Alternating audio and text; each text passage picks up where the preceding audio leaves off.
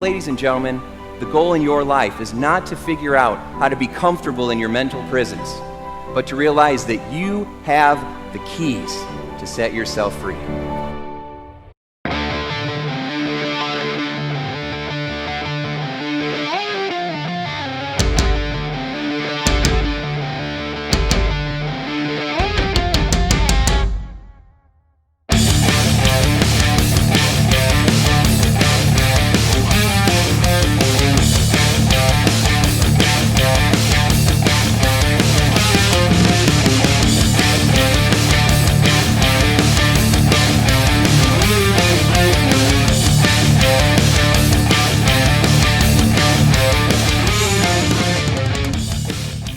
Hey everybody, welcome to How to Be Mesmerizing. It's Tim Shurr, and today we have someone very near and dear to my heart. Marie Albertson is with us. Marie, welcome to the program.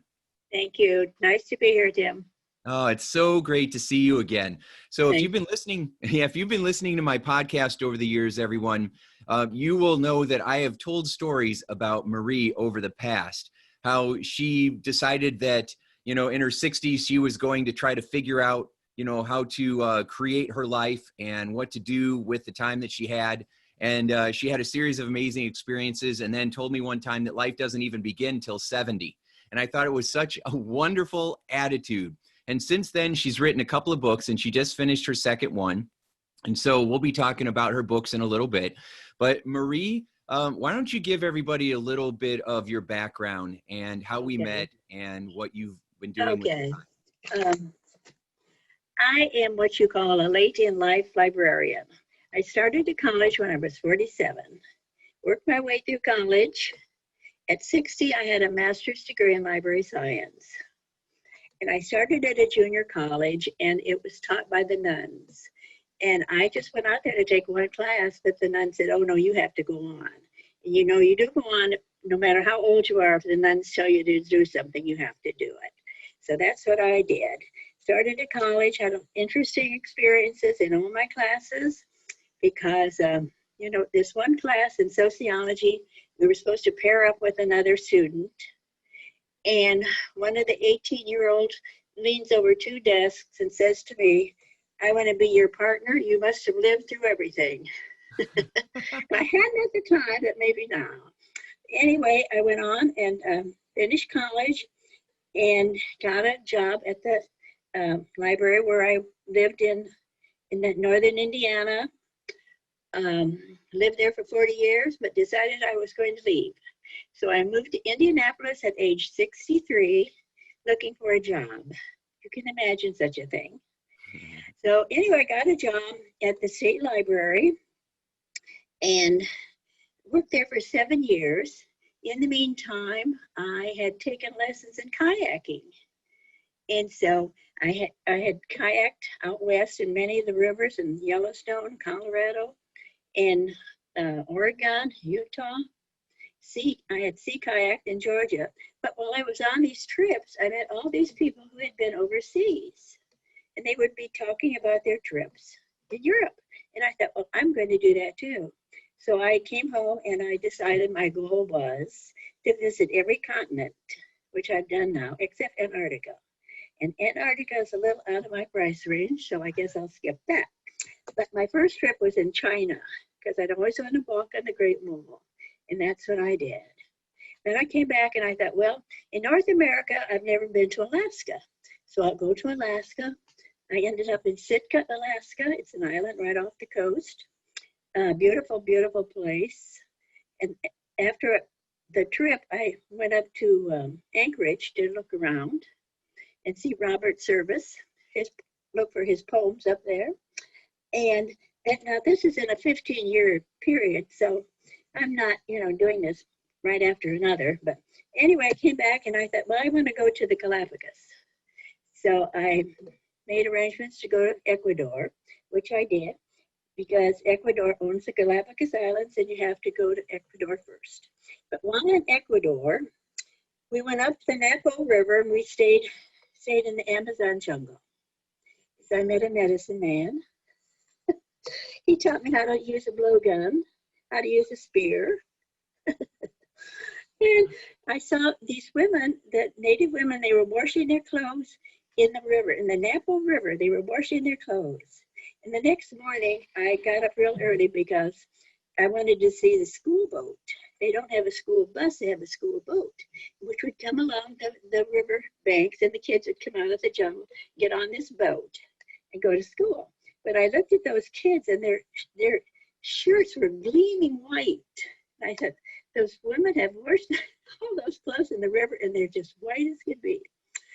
Okay, came home, and I did, while there, I did go to the Galapagos, and I was snorkeling with the sea lions. They were right around me, just swimming with me. Wow. Okay, then got home, another 1 year maybe, went to Australia. Everyone should go to Australia. It's a beautiful, beautiful place, and there's so much to do.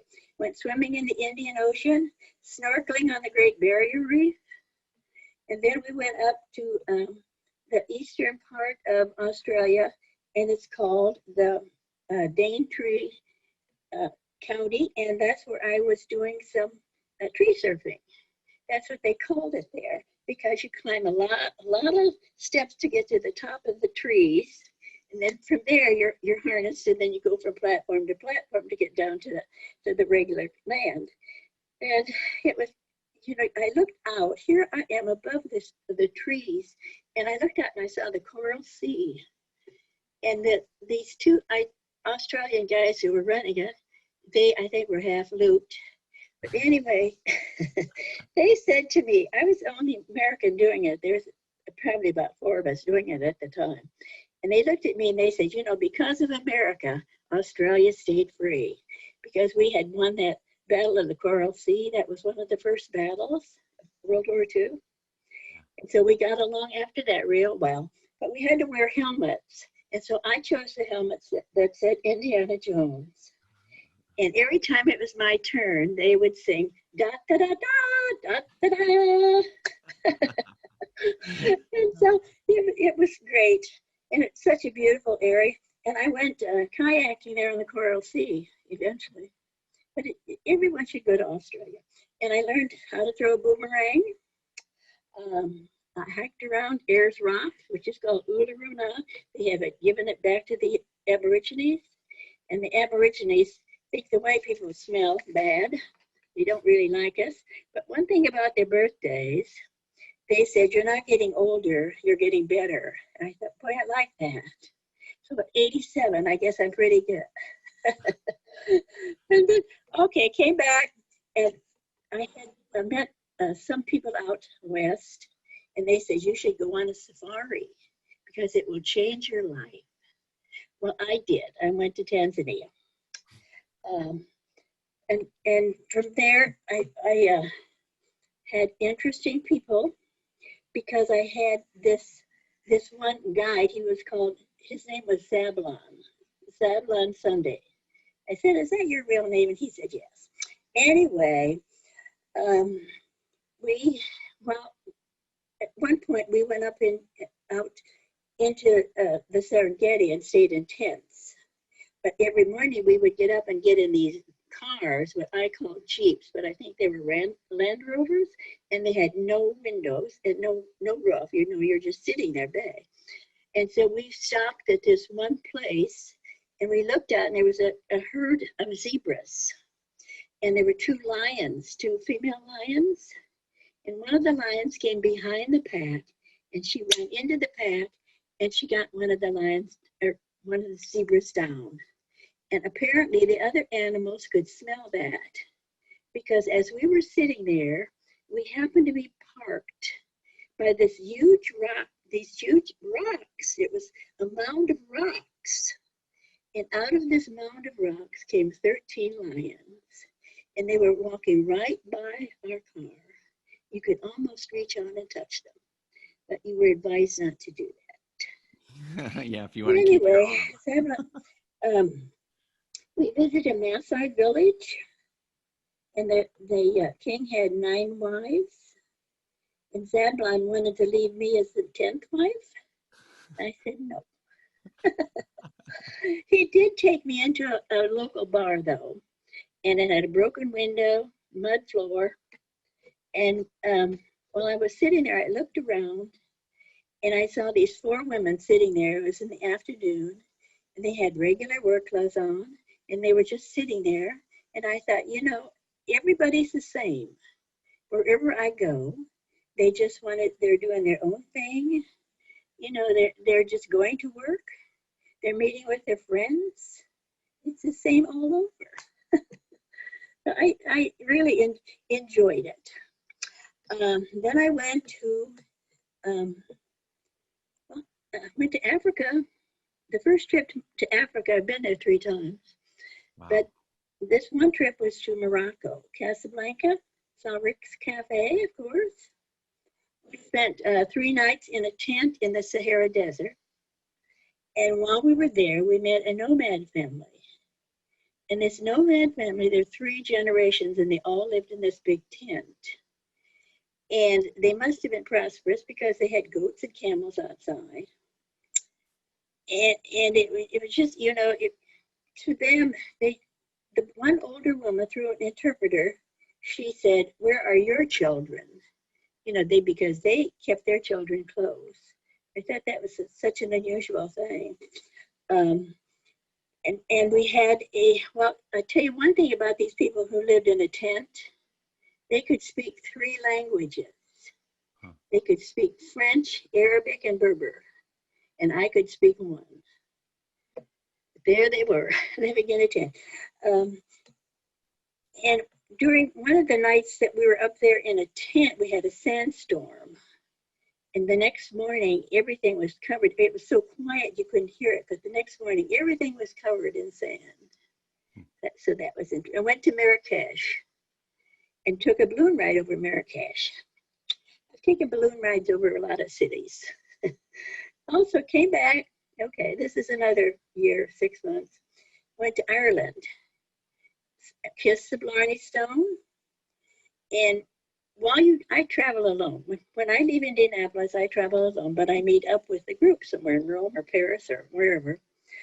And this one, I had a roommate from Cleveland, and her name was Jo. And every afternoon, she would disappear. And I said to her one day, "Where do you go every afternoon?"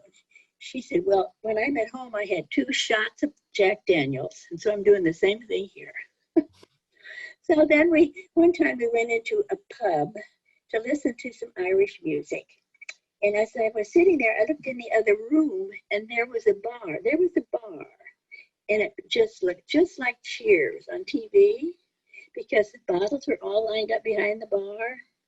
And I said to Jo, "Let's go in the bar." I knew she'd go. And so we went in there, and I had the camera around my neck, you know, like a real tourist. And I said to some redheaded Irish guy sitting at the bar, I said, "Can I take your picture?" And he jumped up and he said, "Sure." And he gave me a big hug. And by this time, there were other guys sitting on the bar stools. They got off the bar stools and wanted to be in the picture too. So, you know, friendly people. I liked Ireland, full of rainbows, but and green grass. Egypt was next on the list. Always wanted to go to Egypt. I rode a camel around the pyramids. I visited the first library in Alexandria, but you know what? The first library is now consumed with computers. It's full of computers. That was interesting. I went swimming in the Mediterranean, floated down the Nile. Okay, next trip, Paris. This was a river cruise. I've never taken a river cruise, but I certainly recommend them, because if we stayed right on the boat, we were docked there on the Seine, on the west bank of the Seine, and from there we would go out and tour the Louvre or the Palace of Versailles. And I'm a tennis fan, so I got to see the Roland Garros tennis arena. That was neat. Spain, my grandson was taking classes in Spain. And so his mother and I decided to go visit him. And so one time every morning I would get up and go over to the Mediterranean and walk along the riverbank there, or the water bank there. And so one morning I got up and went over there, and you probably should learn some language if you're going to visit these countries, because the sign did say Playa de Nuestra. Well, I didn't know what that meant until I looked up on shore and saw a lot of bare butts. It was a nude beach. And I'm walking along the water, and out of the corner of my eye, I could see one of the sunbathers coming towards the water, and I knew we were going to meet. And I thought, what am I going to say? Not, what's up? That was not a good thing. But anyway, I think we just nodded to one another, and I walked on. And there was a great big boulder at the end of this beach, this area. And I saw some man, and I said, why don't you take my picture? Well, I sit here on this big rock. So I have a picture of me on a nude beach, but luckily I'm not nude. What else have I done? I usually have a way of getting lost in every city I've been in, because I go out and walk alone. And so while I was in Spain, I got lost. And one of the things you always should do when you travel is take that little card from your hotel. So that way you can tell somebody where you want to go back to.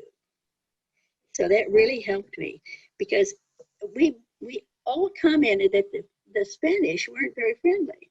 However, when I got lost, I asked all these people, and they were so friendly. The Spanish were so friendly. They tried to help me, but I couldn't speak Spanish, of course, and they couldn't speak English. But I finally found somebody who could speak English, so I got back to my hotel. That was an interesting, and Spain is, Barcelona is beautiful. The architecture is just something you want to see. Yeah. Well, let me ask you a couple questions. Okay. Because you probably came into my office maybe 10 years ago, right? Talking about wanting to write a book, and you told me this story, and now you've had more adventures since then. And when you started telling me your stories of traveling the world and tree surfing and swimming with the giant sea turtles in the Galapagos Islands, my mouth just dropped open. And then, of course, I asked you, do you have any pictures? And you brought me like 3 picture albums full of pictures, and it was just extraordinary, because you documented everything you did. And then you wrote this beautiful book, and it was called Retired Librarians Don't Die, They Jump Out of Airplanes. And it was a picture of you on the cover skydiving, which I just thought was fabulous. So I asked you these questions, and I love the answers, and I'm curious how you answer again. So you traveled around the world, and you had a retired librarian budget. Because sometimes people make up a lot of excuses for why they can't have a prosperous life. And one of them is, it's too expensive, I don't have the money. So how did you pull off traveling around the world on a retired librarian's budget? Well, you can travel cheaply. I don't think any of my trips were over 3,000, maybe 2,500 at most. Yeah. So, you can do it and there's so many tours now, of course not now, but we'll get through this, but later, there's, just do some research, and you can find your way to travel. Yes, wonderful. Now, what about the fear that you were walking by yourself, in all these countries and getting lost? Weren't you afraid that you were in danger? No, because it's usually once I got lost at night, but usually it's in the daytime, and you just ask people. People are so friendly; they'll help you. Don't ever be afraid to ask. So, of course, I do that. Got lost in London. Got lost in Oslo. Yeah, if you have beliefs that you're safe and people are friendly and they're going to help you, then that's usually what happens. If you're afraid all the time, then you might attract trouble. But when you feel confident and happy, then often you experience situations that just reinforce that. Now, what about the idea that, oh, Marie, what if you're too old to be doing this? What if you fall, or what if you get hurt? What would you say to that? Well, what happens. But there's several little 3-word sayings that hold women back. And one of them is, you're too old. I heard that one. Or it's too late. No, it's not. You know, not, and you know, if you think about doing it, do it while you're upright and breathing, because there's going to come a time, you know, old age is going to catch up with some of us eventually. But do it while you think about it. Don't put it off. And another one is, I'm saving that. Don't save your days. Use your days. That's sage advice. It's so good. That you're the definition of mesmerizing. That's why I wanted you to be on this program. That's so good. I remember you told me one time, you said, people are always saying that I might fall and get hurt. Well, I'd rather fall off the side of a mountain than fall in my driveway. Or fall off of a rocking chair. That's right. In fact, I think when the last time we talked and you said that, you had fallen off the side of a mountain and you said, oh, my hip was sore, but I think I embarrassed my grandson more than anything. Oh, I'm always embarrassing them. That's no problem. But I must say, Tim, you were the first one to tell me that I should share these memories. I didn't even think about it. You know, I just did what I wanted to do. I didn't think I was doing anything special because I was curious. You know, I live by the 3 C's, and one of them is, you know, just there's going to be changes, and then there are challenges, and then choices. But that's what happens when you get old. I mean, you lose a husband, you gain a husband, whatever, but you move on, and you just keep making these changes. It just, you know, just keep moving on. But you were the first one that said, you have to share those. And I thought, really? Yeah, and you did. And I was so proud of you. And you wrote that first book, and her books, everybody, they're on Amazon. So go get a copy because they're extraordinary books. And the first one was, share the title again. Old librarians never die. They jump out of airplanes. Boom. At 75.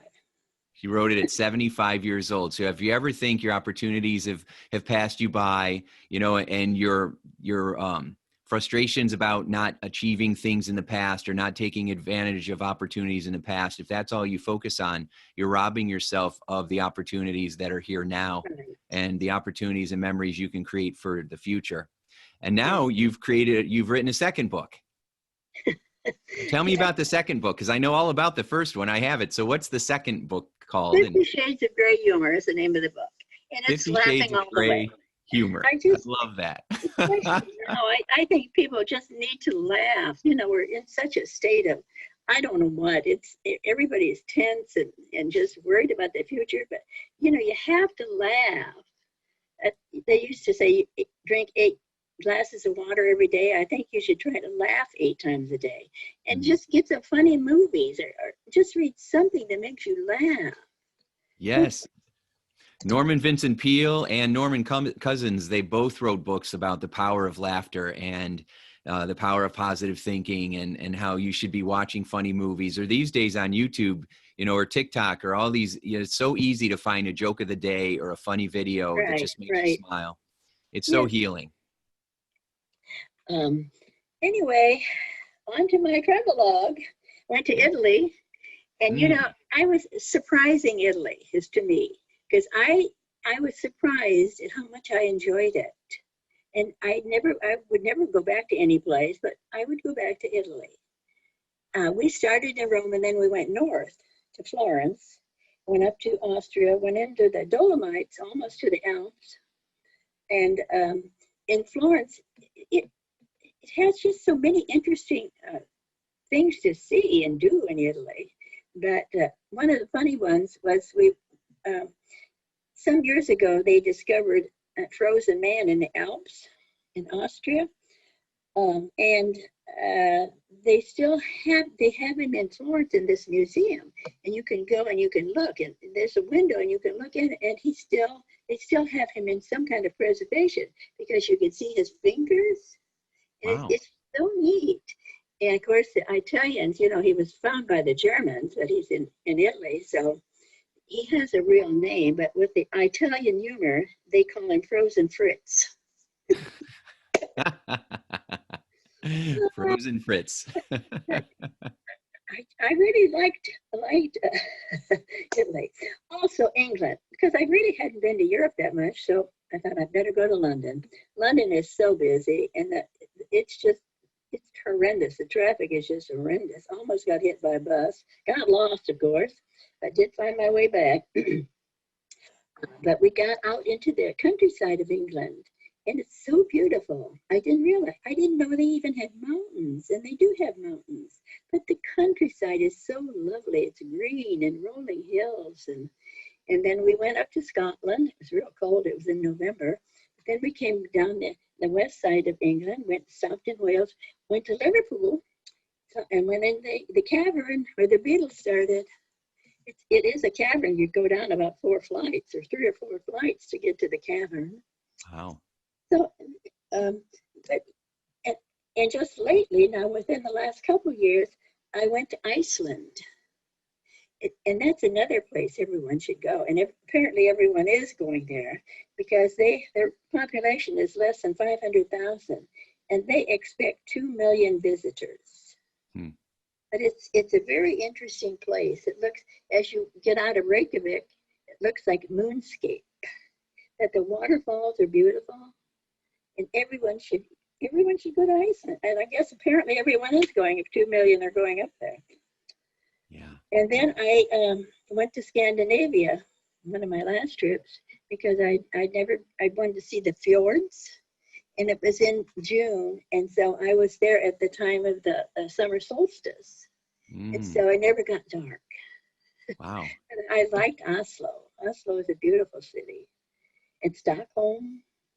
And we, we went out on the water and saw lots of fjords, and they are beautiful. And it's worth the trip. So, a lot of people never really leave their homes, or they'll go to 1 or 2 vacation spots. Like a lot of people will go to Disney World and walk around Epcot and feel like they have traveled the world. But a lot of people just haven't traveled for whatever reason. When you travel as much as you have now, how has it changed you? How has it changed the way that you think or how you are? Well, as I say, you find out that everybody is just the same as you are. Everybody's just, going to work, meeting their schedules, feeding their kids, going to their jobs every day. No matter where you are, they're doing the same thing. And it was so interesting that dawned on me, I think, in the middle of Morocco. But people are going to work at 8 o'clock in the morning. Yeah. We sometimes think because you live somewhere else or you come from a different background or religion or culture or race that somehow you're so different, but not really. No, we're all the same. And we do have some people say, well, why don't you spend your time here, traveling here? And we do have a beautiful country. We are really blessed to have a beautiful country. My daughter and I went, about a year ago, we went to the San Juan Islands, which are off the coast of Washington. And that's another beautiful area. It's full of islands. I think there's hundreds of islands, but we stayed in one. She's a runner, so she was doing a race there.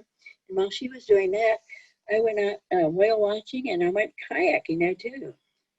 So kayaked in a lot of places. But I saw Rick Steve once give a speech, and he said the same thing. There's more places to go besides Disneyland. He was encouraging people to travel. Yes. Yeah. I just think that it broadens your horizons and gives you more richer experiences when you can get away from what you know and get into some place that you don't know, and how it grows you and expands your awareness and helps you be more, just more aware or educated or emotionally intelligent about accepting other people and experiencing diversity and then seeing it as a strength instead of a threat. I just think it's so important. Some other things I have done in this country, I went on a Mustang trip. It was in Eastern California, and I'd never been to Eastern California, and it's beautiful. The Sierra Nevada mountains are just gorgeous. Anyway, I went on this Mustang trip because somebody went to save the Mustangs, and I've always been interested in the Mustangs. And so there were 10 other women and me, and they were all horsewomen. I mean, they were either from a ranch or they had horses of their own. But they too were interested in saving the Mustangs. And I hadn't been on a horse in a lot of years. And I did it and rode around all the mountains for a week. And when I got home, I got an email from them, and they said, "We voted you Cowgirl of the Week." I thought that was so cute. Oh, that is. What have I done? Well, I imagine you have met friends now that you have all over the world. Yeah, when I was in Scandinavia, my roommate was from Tasmania. Wow. Off the coast of Australia, and we still communicate. Yeah. She sends me pictures of, it's great. Oh, yeah. It's exciting. I have a friend, I was just texting with him before our program today, Alan Wolf. He has a podcast. He's in Switzerland, and he has a European following. And Alan's just a wonderful guy. And we met at a seminar here in the States and have stayed friends over the last 3 years. And we're always supporting each other and helping each other out. And I just love talking with them, and it's so much fun. And we have the same challenges and same inspirations and aspirations, even though we live, in completely different places. And so, yeah, it's a lot of fun. Yeah. See, what else have I done? That's well, I went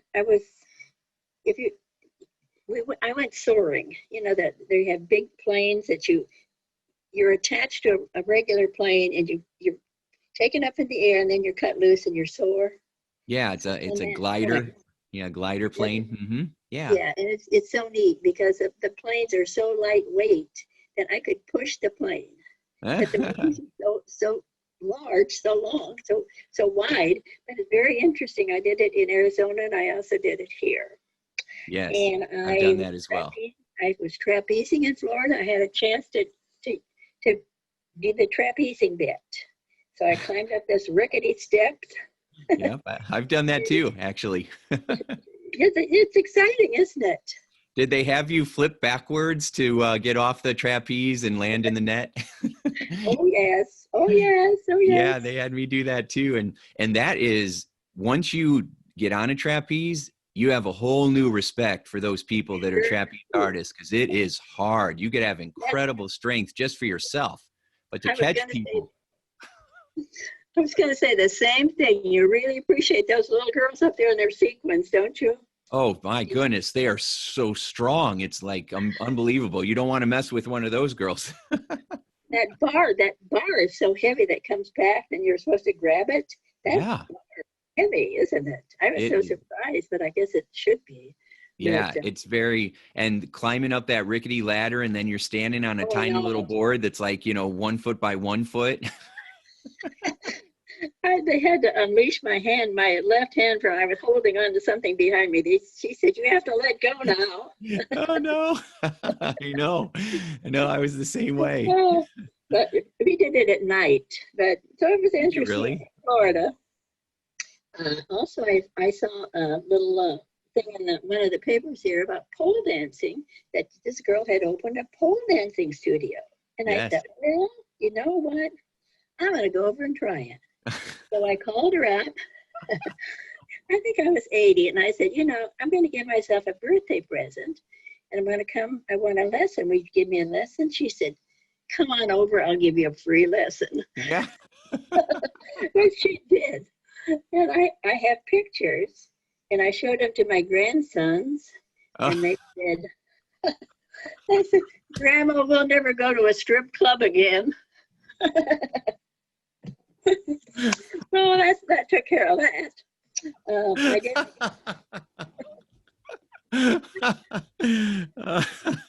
did a triathlon. You really should do that before you're about 79 or 80 or 82 or whatever. How old were you when you did a triathlon? How old was I? Probably about 80. Oh my gosh, Marie. 79 or 80. You're incredible. But, I didn't do well. My swimming, of course, I was the last one getting out of this water. And I've heard some comments on people standing there.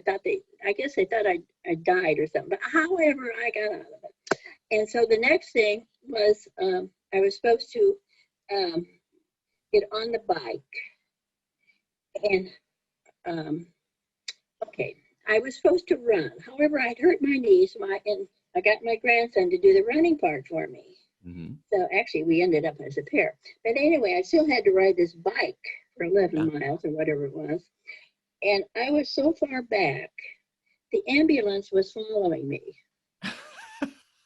And I think he was tooting his horn besides. I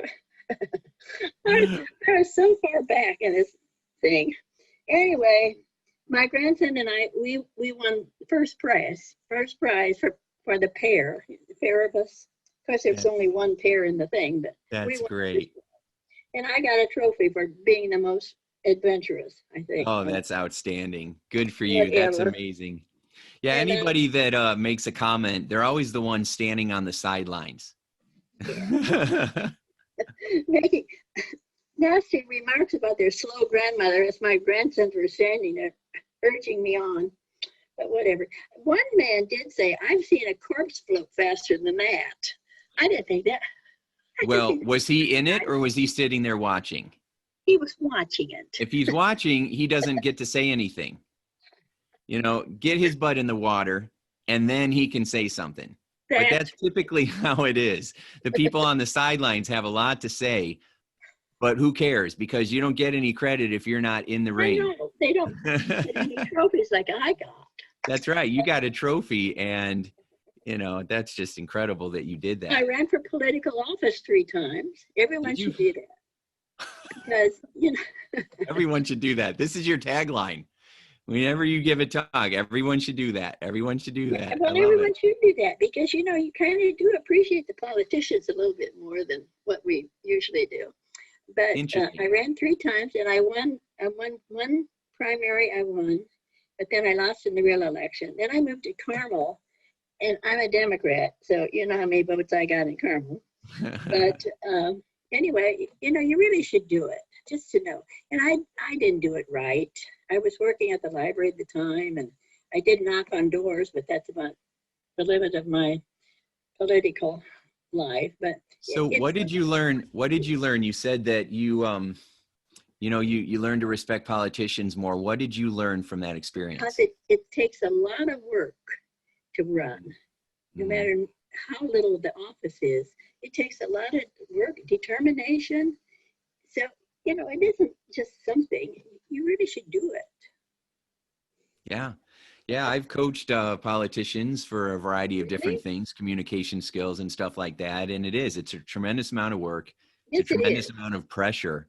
And, you know, you really, whenever you put yourself up where other people are going to vote for you or vote against you, you know, that takes a lot of security and confidence and, you know, a sense of, inner worth and inner value to be able to let other people vote for you, you know, because if they don't, you know, you can easily take that personal and feel wounded. But if you have a strong sense of self-worth and confidence, then if somebody votes and you don't get in, then you're still okay. You know, it was just, something that didn't work out. Let's figure out what we're going to do next. Right. Yeah. I learned to do stand-up boarding at Eagle Creek. Yeah. Have you done that? I have not done that. I was taught how to surf by a big Hawaiian guy in Hawaii. Where was I? Kona, I think, or Waikiki Beach. I think it was Waikiki Beach. I had someone teach me how to surf, which, you know, it also looks much harder, you know, or much easier than it is. It's hard getting on those boards, and I had a great big beginner board and still was falling off of it left and right. But that's something I've never done that I would like to do. Still on my list, I guess you could say. Put it on your list then. Yeah. Then I have written 2 books. I took flying lessons down in Greenwood. Flying lessons for a little plane. Sure. The pilot looked like he was 16, but he assured me he was older than that. That was interesting. I also took a helicopter lesson over at Geist Lake. And Really? yes, I really liked that Wow. because you're these small helicopters, the big windows right there in front of you, so you can Yeah. really look out and see everything. Yeah, I really liked the helicopter. Wow. I didn't know that you could do helicopter lessons. Yes. Wow. Oh, I've taken all kinds of. I drove a Lamborghini because they, you could go up and drive this Lamborghini, and I went up there. Finally found the place. It was up by Peru, and as I got there, there's only about 3 or 4 of us, but there was older man in front of me, and so he got in the Lamborghini and he just roared down the oval, and I thought, well, that's kind of childish. So I got in the Lamborghini. And I put my foot on that gas, and I roared down that oval too. Oh, that was neat. Yes, I've also had that adventure. My wife and I took a Lamborghini in Las Vegas, and we were driving around the Strip, and Oh, then we really? took it over to the Hoover Dam. And Okay. boy, if you ever want to feel like a celebrity, just drive a Lamborghini to Hoover Dam. There was photo ops. People were taking pictures. They were stopping in the street. It was just great. It What was fun. color was it? It was mint green, and it was Really? convertible. Yes. Mine was So we yellow. didn't stand out. Oh, yeah, those are great cars. Yeah, it was wonderful. My wife had sunglasses on and this scarf, Hi. and I felt like we were in the 50s in the heyday, driving this car and down the Strip. It was awesome. Um, uh, I have 4 grown children and 7 grandchildren, Mm. and I have 2 daughters. And one daughter, I'll say, I'm going to jump out of an airplane. And she'll say, "Oh my God, what are you doing now?" And the other one, I'll say, "I'm going to jump out of an airplane." She says, "Oh yeah, go ahead." She's a funeral director. I sit down there, I get a discount. Okay. Um, but what I always want to tell older women is don't allow somebody to tell you you can't do something. Just do it. Don't allow somebody to deter you from doing what you really want to do. And that's easier said than done, because you can even get subtle hints from your own family. But just do it anyway. It's my Uh, it's my theory. And you know what? That reminds me of a short little story. I'm going to tell you this story because I think you'll like it. So there was this couple, and they went to the county fair, and they had this airplane ride, and the pilot would take up one person, and or you could take 2 people up there at a time. And so she said, "Oh, can we please go? And I've always wanted to be on an airplane and try this out." And he said, "It looks like it's $5, and $5 at this time was a lot, and she said, it's only $5. It's just one time. It's a lifetime thing. And one of my all-time goals." And he said, "Yeah, I don't know, $5 is $5. And she said, "Please, please." And he's like, "No, $5 is $5. Well, the pilot overhears them. So he feels sorry for this woman. So he walks over and he says, "Hey, I hear you guys are interested in going in my plane. And I know that you're worried about the $5. So I tell you what, if I take you up and you don't make any noises, no sounds at all, then it'll be free. I won't charge you that $5. And then the husband's like, "I don't know." And the wife's like, come on, please, please. So finally he says, fine. So they get in the plane, right? And the pilot starts taking them up. He doesn't hear a sound. So he's like, "Man, I need to get paid my $5. So he starts flying a little faster, doesn't hear a sound. So finally he's like, "I've got to do something." So he does a big barrel roll, flips all the way around, still does not hear a sound. He's like, wow. He lands the plane. He gets out. And then he walks up to the woman and he says, "I'm impressed. I didn't hear a sound." And she said, "Yes. Well, when my husband fell out of the plane, when you were up there doing that circle thing, I wanted to say something, but $5 is $5.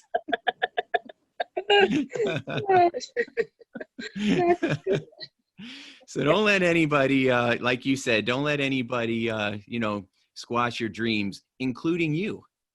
Right? Yeah, Don't squash your own dreams by saying right. that you're too Yeah, old, or you don't have the money, or that time has passed, or women don't do that. Or, I mean, this is we're in the 21st century. Yeah, I know it. We've got to upgrade the way that we think. And you know, don't let yourself be intimidated by others. You know, just Yeah. do your own thing, and don't. Yeah. If there's something you've always wanted to do it. I mean, right now we're kind of quarantined, but this too shall pass. And you really should be doing some research on what you want to do when this is all over. And you know, grandkids, great grandkids are going to come back and say, "What were you doing in that quarantine in 2020?" You know, and be making plans, or you know, everyone should really write their biography. Because if your kids aren't interested, your grandkids will be interested in what you were thinking and what you were doing in these times. But everyone should really sit down and just write their autobiography, because somebody will be interested eventually. And I think history will even, you know, as people grow older, and your generation is probably going to live to be 100. So we got to think what we're going to do with the rest of our lives. You know, you can't, somebody said, I didn't retire, I rewired, which makes sense. You know, you do have, and there's a lot of books being written now. There's an older segment that's going to really make a difference. And there's so many books written now. This is a good one. Getting good at getting older. That's one of the books I picked up at the library. Another one is Age Later. See, all these books are coming out now for these old people, what we call old people. But you're not old unless you tell yourself you're old. And I've had another C in my life was cancer. I had cancer of the throat, or my neck. And I had to take radiation for 30 days. And I had to, because of where it was, I had to wear this plastic mask over my face, and I was bolted to a table. And I have claustrophobia. Oh. And I thought, I can't do this. And they said, well, you're going to have to do it. So I did do it, but I hated it. And they said, well, if you know, they can say that, but then they run around another room, and I'm in this room all alone, bolted to a table. And they said, oh, it'll take 5 minutes. Well, one day it was about 10 minutes, and no sound, no nothing. I'm just lying there bolted to a table, and I thought, did they all leave the hospital or what? Where are they? And I'm waving my hand. Nobody comes. Finally, they came, and I was complaining. And they said, well, we had a new man here. We're training him. Training with somebody else. Right. Oh, that was scary. Anyway. That is scary. But it also goes, it's just one more thing that you had cancer, and now, you know, you beat that too. You triumphed over that. And so again, whatever excuse people come up with, it's just an excuse. And whatever you argue for the most, you get to keep. So we don't want to argue and defend our excuses. We want to start finding reasons for why we can do these things. Yeah. And, you know, as I say, as we do get older, we are going to, you know, meet up with these illnesses. And then you're going to think, oh gosh, why didn't I do something when I felt like it? I always say to the women, don't get to the end of your life and then think, oh, I wish I had fill in the blank. I wish I had ridden a camel around the Sphinx or jumped out of an airplane. You know, if you want to do something, do it. Don't quit it all. Oh, that's such good advice. You know, or the question is, are you growing old, or are you older and growing? Right. You are certainly older and growing, and just, you were an inspiration the day that I met you, and you are an even bigger inspiration now. Marie Albertson, everybody. Marie, thank you so much for being a part of this program today. Your stories and your message is just spectacular, and I so appreciate you being here with us. Oh, thank you so much, Tim. I've enjoyed it. Enjoyed seeing you.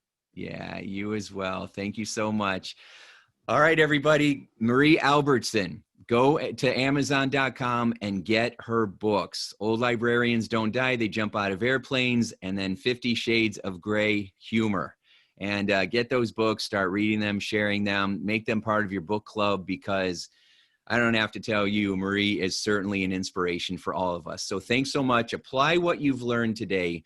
Get out your, your notebook and start planning the trips that you would like to go on, so that when the day arrives, you're going to be ready for it. Preparation plus opportunity equals success. So take what you've learned, use it to make your life mesmerizing, and we'll talk to you next time. Bye, everybody. Hey, would you like more free tips on how to be a mesmerizing leader? Then check out mesmerizingleadership.com and also hang out with me on Facebook, facebook.com/Tim Shurr. Thanks so much and make your day a sure success. Hey, it's Tim Shurr. Would you like to learn my best secrets for how to be mesmerizing?